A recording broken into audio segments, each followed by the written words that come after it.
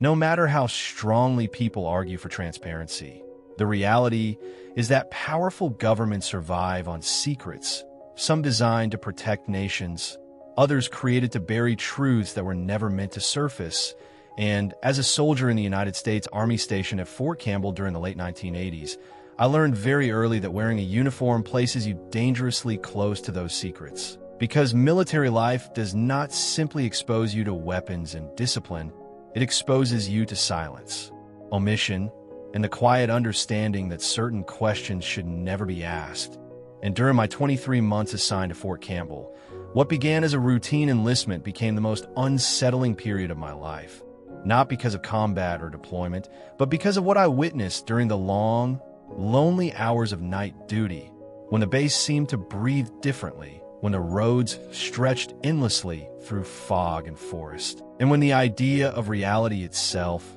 felt unstable, as if the land was hiding something beneath its surface, watching those who passed too closely. Officially, my role was in military communications, fixing antennas, radios, and malfunctioning equipment, work that was essential but painfully dull. And when I was temporarily reassigned to the Military Police Division to assist with security patrols, I welcomed the change without realizing it would place me directly in the path of something far more dangerous than boredom, because night patrols took us into the quietest, least traveled sections of the base, areas where civilian eyes never reached, where the darkness felt heavier, and where silence carried meaning. And although most shifts passed uneventfully, there were moments that left me uneasy, moments I could never fully explain, moments that hinted at the existence of things that were not documented, logged, or meant to be remembered. I often reflected on the fact that secrecy on this scale was not unprecedented, recalling how the U.S. government had once hidden an entire city, Oak Ridge, Tennessee, constructed in complete secrecy during World War II, absent from maps, guarded by armed checkpoints, its residents sworn to silence while unknowingly contributing to the Manhattan Project. And if a city could be erased from public awareness for years, then it was not unreasonable to believe that other truths, far stranger and more dangerous, could be concealed just as effectively.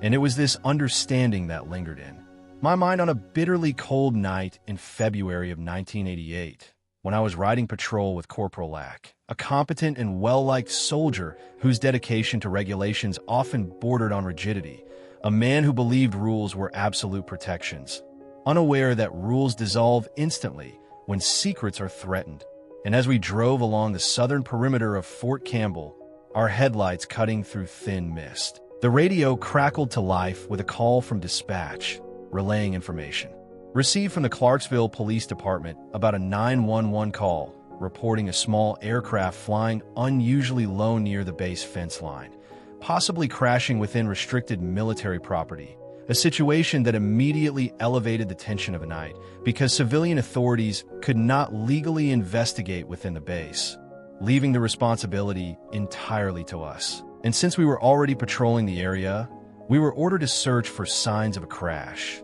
though both of us remained skeptical, as aircraft accidents were rare and often exaggerated by panicked witnesses. Yet as we continued deeper into the darkened sector, passing open fields bordered by dense tree lines, an unshakable sense of anticipation settled over me, a feeling that this night was different, that the fog ahead was not merely weather but a threshold, and that crossing it would lead us into a place where facts would fracture. Authority would become meaningless, and survival would depend not on obedience, but on silence. As we continued our slow patrol through the southern sector of Fort Campbell, neither of us truly believed we would find anything, because reports of aircraft flying low often turned out to be misidentified helicopters or civilian pilots straying too close to restricted airspace. Yet the deeper we drove into that quiet stretch of land, the heavier the atmosphere became, the fog thickening just enough to dull the edges of our headlights. And when the beams finally caught the glint of twisted metal lying in an open field, disbelief froze us in place for a brief moment before training took over, and we pulled the vehicle to the roadside, stepping out into the biting cold with flashlights in hand, our boots crunching against frost-covered grass as we approached cautiously, because whatever lay ahead was clearly not normal debris. And as our lights swept across the ground, the scale of destruction became horrifyingly clear, with fragments of metal scattered in a wide arc, torn panels, half buried in the earth, and the unmistakable outline of a fuselage resting at the center of it all, steam rising from the wreckage as if the ground itself were exhaling. And although protocol demanded that we immediately report what we had found, curiosity and concern drove us forward, compelled by the possibility, however slim, that someone might still be alive. And as we drew closer, the truth revealed itself in stages, each one more disturbing than the last, because this was not a civilian aircraft as initially reported, but the shattered remains of an H-64 Apache attack helicopter, one of the most advanced and heavily armed aircraft in the U.S. Army's arsenal, now reduced to a mangled heap of scorched metal and broken components, its rotor blades gone, its nose obliterated, and its weapons torn free and scattered across the field like discarded bones. And the ground told its own violent story through a deep impact crater at the initial point of contact, followed by a trail of destruction that suggested the helicopter had slammed down at high speed, bounced, rolled, and finally come to rest in a twisted final position, leaving no doubt in either of our minds that survival was almost impossible, yet duty demanded we check anyway. And while Corporal Lack moved toward what remained of the cockpit, I hesitated for just a second, scanning the surrounding tree line, noticing broken branches and sheared treetops that indicated the aircraft had clipped them moments before, crashing, leaving the pilot little to no time to react. And with that realization settling heavily in my chest, I turned back toward the patrol truck to radio command, my heart pounding not from fear, but from the growing sense that we had stumbled into something far beyond a routine investigation. And when I lifted the handset and called in, my transmission was abruptly swallowed by a strange electronic hum, a sound so overpowering it drowned out every other frequency, leaving me staring at the radio in disbelief as I cycled through channels, each one producing the same unnatural interference. And as a communications specialist, I knew immediately that this was no random signal disruption, no environmental static, but something deliberate, controlled, and intentional, a realization that sent a chill through me far colder than the night air, because it meant we were isolated, cut off, and unseen. And with no way to contact command, I grabbed a fire extinguisher from the truck as a precaution and jogged back toward the wreckage, where Lack stood motionless beside the cockpit, his posture stiff, his attention locked on something inside. And as I reached his side and followed the beam of his flashlight, my breath caught because the pilot strapped into the rear seat did not look like an American Army aviator at all. And in that moment, standing in a silent field beside a destroyed Apache helicopter, I realized with terrifying clarity that this crash was not an accident. And whatever the truth was, it was something we were never meant to see. Standing beside the shattered Apache, the silence of the field pressed down on us like a physical weight, broken only by the faint hiss of cooling metal and the distant rustle of trees swaying in the cold night wind. And as I focused my flashlight on the pilot still strapped into the rear seat, disbelief slowly gave way to alarm, because everything about him was wrong, from the cut of his clothing to the fabric itself, which was not the modern olive green flight suit standard for American Army aviators, but instead an older-style fatigue uniform with large buttons down the front, the kind I had only seen in photographs or worn by Allied forces during training deployments. And as I leaned closer, carefully adjusting the angle of the light, the final confirmation revealed itself in the form of a foreign flag patch stitched onto the upper sleeve, unmistakably Honduran. And in that instant, my mind began racing through every possible explanation, each one more disturbing than the last. Because an American attack helicopter crashing on U.S. soil with a foreign pilot at the controls was not just unusual, it was dangerous knowledge, the kind that ended careers or worse. And although the man was clearly dead, his helmet still secured, night vision hardware integrated into the visor. The reality of his presence raised more questions than answers, especially when the front section of the aircraft, where the gunner would normally sit, was completely destroyed, leaving no visible sign of a second crew member. And while Lack and I exchanged confused glances, both of us struggling to process what we were seeing, I told him about the radio interference, explaining that I had been unable to reach command on any channel, and the look on his face hardened because we both understood what that meant. We were on our own, isolated in a restricted area beside a classified wreck. And instinctively we began circling the debris field, scanning for anything else out of place, partly out of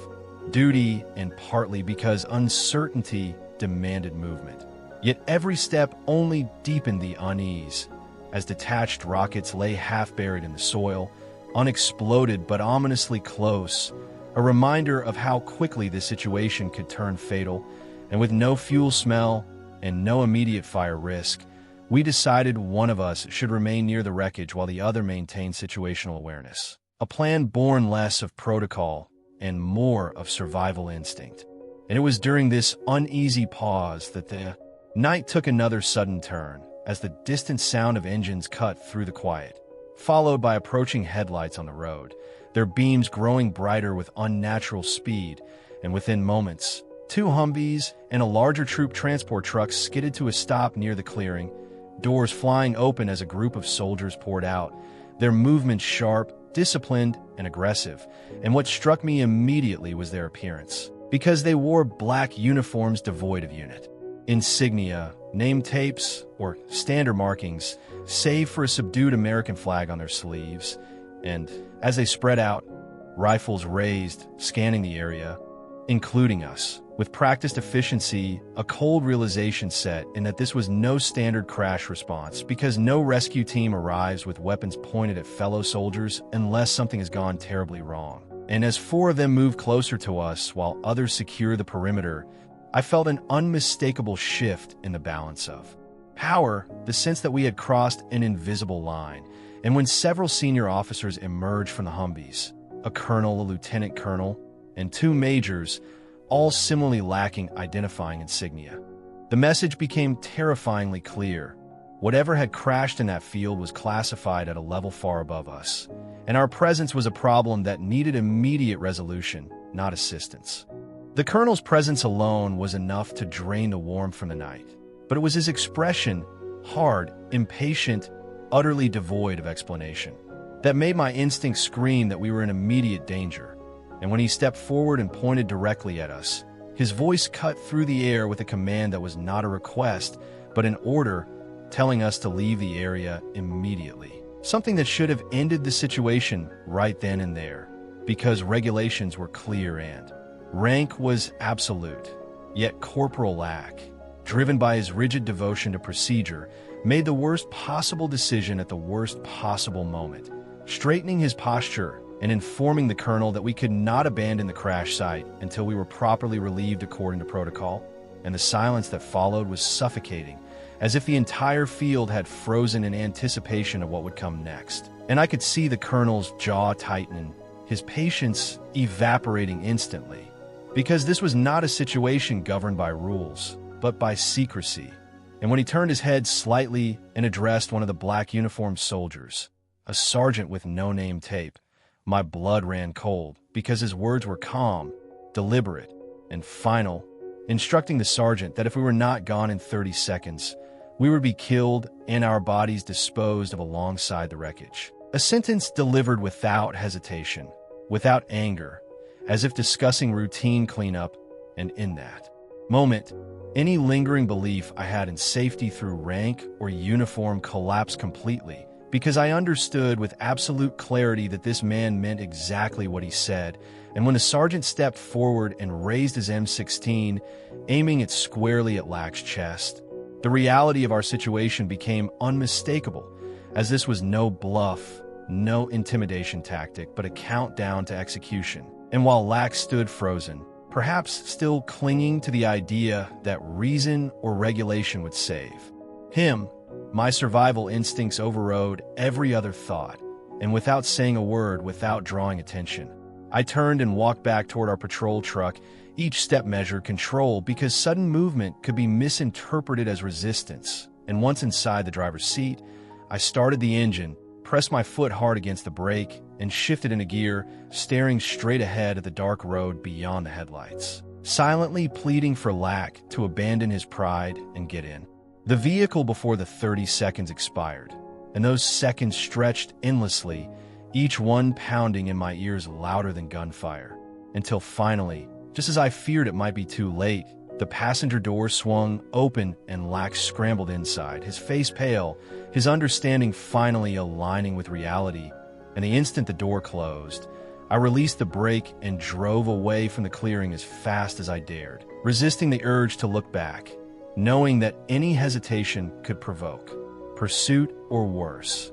And as we sped down the dark road, the tension inside the truck was unbearable, neither of us speaking, both replaying the moment in our minds where our lives had nearly ended over a sentence spoken by a man whose name we would never know, and only after several minutes had passed did the crushing pressure ease enough for me to breathe normally again, my hands trembling on the steering wheel, because it was one thing to face danger in combat, but another entirely to realize that your own military could erase you without consequence. And when the radio suddenly crackled back to life, the electronic hum vanishing as if it had never existed, the normalcy of the dispatch voice felt surreal, almost mocking, as they asked if we were okay and what we had attempted to report earlier, and drawing on every ounce of restraint I possessed. I responded calmly that we were fine and had not found anything during our search, committing the first of many lies that would protect our lives. And by the time our shift ended and we were called into our commander's office, the lesson had fully crystallized in my mind, because when he asked, almost cautiously, whether we had seen anything unusual, the look of relief that crossed his face as we answered no confirmed what I already knew, that silence was not just expected, it was required. And from that night forward, I understood that surviving the fog of war sometimes means pretending you saw nothing at all. By the time we disappeared into the darkness beyond the crash site, the world felt unreal, as if the past 30 minutes had been a hallucination brought on by fear and cold. Yet the pounding in my chest and the stiffness in Lack's posture told me otherwise, because near-death experiences leave marks deeper than bruises. And as we drove in silence through the winding roads of Fort Campbell, neither of us dared to speak, knowing that words themselves could be dangerous if spoken too soon, too loudly, or to the wrong ears. And when the radio unexpectedly crackled back to life, the sudden return of normality was almost unsettling. The electronic hum gone as if it had never existed, replaced by the familiar voice of dispatch asking if we were all right, and forcing my breathing to steady. I responded calmly, reporting that we were continuing our patrol and had not located anything unusual, a statement that tasted bitter in my mouth but felt necessary for survival. And several hours later, when our shift finally ended and we returned to the station, the weight of what had happened followed us inside, clinging to every shadowed hallway and flickering fluorescent light. And when our shift commander summoned us into his office, the tension sharpened instantly, because his demeanor was cautious, almost hesitant, as if he already knew the answers to the questions he was about to ask. And when he inquired whether we had found anything during our search, I recognized the unspoken test hidden within his words, a chance to either step into a truth that would destroy us or retreat in his silence and live. And without hesitation, I cleared my throat and replied that we had found nothing out of the ordinary, carefully choosing my words, while Lack, who only hours earlier had nearly died for the sake of regulation, paused just long enough to make my heart race before nodding and echoing my response. And the relief that washed over our commander's face confirmed everything, because it was the look of a man who was grateful we understood the rules of the game, rules that were never written down but enforced with absolute finality. And after dismissing us, he said nothing more, offering no guidance, no warning, no reassurance, leaving us to carry the burden of knowledge alone. And that night, as I drove back to my small on-base apartment, I bypassed my usual stops, uninterested in food or conversation, needing only distance and darkness. And once inside, I sat in the quiet of my living room with the lights off, replaying every moment in my mind, the foreign uniform, the radio interference, the Black-Clad soldiers, and the colonel's calm order to have us killed, wondering how close we had come to being erased from existence without record or explanation. And in the days and weeks that followed, the incident was never mentioned again. No reports surfaced, no rumors circulated, and no civilian news ever spoke of a crash, as if the event had been surgically removed from reality. And over the years, as life moved on and I eventually left the army, the memory lingered like an unresolved wound, resurfacing late at night when the world was quiet, bringing with it questions that had no safe answers about the identity of the men in that helicopter, about where their bodies went, whether their families were ever told the truth, or whether they simply vanished into the void of classified history. And I often wondered if the colonel had truly been prepared to kill us that night, or if it had been a test of obedience, though deep down I knew the truth, because the muzzle of a rifle does not lie,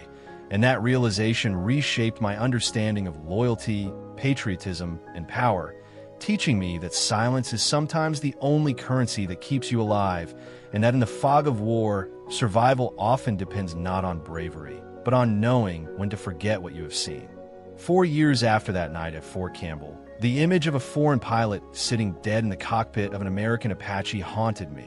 resurfacing whenever news headlines mentioned Central America, covert operations, or the quiet language of diplomacy that masked violence. And it was only later, through fragments of information, personal experience, and the slow passage of time, that pieces of the puzzle began to align, because during the late 1980s, the United States was deeply entangled in a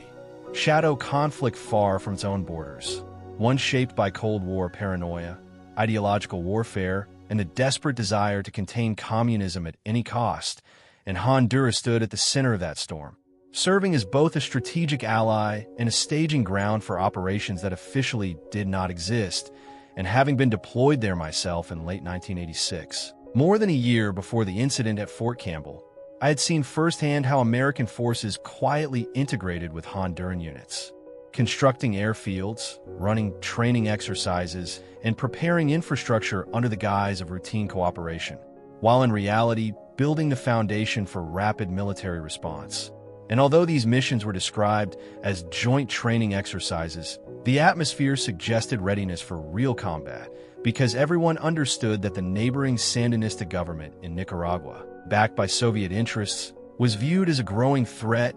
and the U.S. government determined not to repeat what it perceived as failures of the past, supported anti-communist forces known as the Contras, funding and equipping them through channels that were deliberately obscured from public oversight. And it was within this climate that Operation Golden Pheasant unfolded in March of 1988, when thousands of American troops, including elements of the 82nd Airborne Division, were rapidly deployed into Honduras in what was publicly framed as an emergency readiness exercise, but privately understood to be a show of force meant to deter Sandinista influence. And although Pentagon officials reassured the public that U.S. troops would remain well away from active combat zones, rumors among the ranks painted a different picture, suggesting that American forces were prepared to intervene directly if necessary. And when Sandinista units reportedly withdrew soon after the deployment, the operation was declared a success, and U.S. troops were quietly pulled back, leaving behind unanswered questions and classified reports. And as these events unfolded, the memory of that crashed Apache began to make a disturbing kind of sense. Because if the United States was secretly training foreign pilots to operate advanced American aircraft, particularly in preparation for regional conflicts, then the presence of a Honduran pilot in the cockpit of an Apache on U.S. soil was no longer impossible, only dangerous to acknowledge, and accidents in such programs would represent not just loss of life, but exposure of operations that could ignite political firestorms, especially during a period already strained by controversy, such as the Iran-Contra affair, which revealed that the U.S. government had covertly sold arms to Iran to fund the Contras, bypassing congressional authority and sparking widespread outrage. And in that environment, the last thing anyone in power wanted was evidence of foreign pilots dying in American helicopters during secret training missions, because Such knowledge would have raised questions no one was prepared to answer. And when I thought back to the colonel, the black uniformed soldiers, the radio jamming, and the immediate lockdown of the crash site, the picture became chillingly clear, as these were not the actions of men investigating an accident, but of men containing a breach, eliminating witnesses, and preserving plausible deniability. And whether the colonel's order to kill us had been a contingency plan or an intimidation tactic mattered little, because the intent behind it was undeniable. And with that realization came a heavy understanding of how wars are truly fought, not just on battlefields, but in secrecy, silence, and the careful erasure of inconvenient truths. And though time dulled the sharpest edges of fear, it never erased the knowledge that I had glimpsed a hidden layer of warfare, one where alliances were forged in darkness, lives were lost without acknowledgement, and history was written by those who controlled what was allowed to be remembered. As the years passed, and my life moved forward beyond Fort Campbell, beyond uniforms, ranks, and night patrols, the memory of that cold February night never truly faded, instead settling into the quiet corners of my mind, where unanswered questions live, resurfacing during moments of stillness, when the world slows enough for the past to speak. And while time has a way of softening fear, it does nothing to erase understanding. Because once you see how deeply secrets are woven into the machinery of power, you can never fully unsee it. And I often found myself wondering about the two men who died in that Apache helicopter, not just the Honduran pilot whose presence raised so many questions, but the unseen second crewman whose existence was implied but never confirmed, asking myself where their bodies were taken, whether their families were ever told the truth, or whether they were quietly informed through vague explanations that offered closure without answers, because governments are very good at crafting stories that sound complete while saying almost nothing at all. And I wonder too about the colonel, about the weight of authority that allowed him to issue a death sentence so casually, and whether he slept easily afterward, or whether he carried the knowledge that he had been prepared to erase two of his own soldiers to protect a secret. And over time I realized that the most disturbing part of that night was not the threat of death, but the realization that such decisions were routine, normalized by necessity,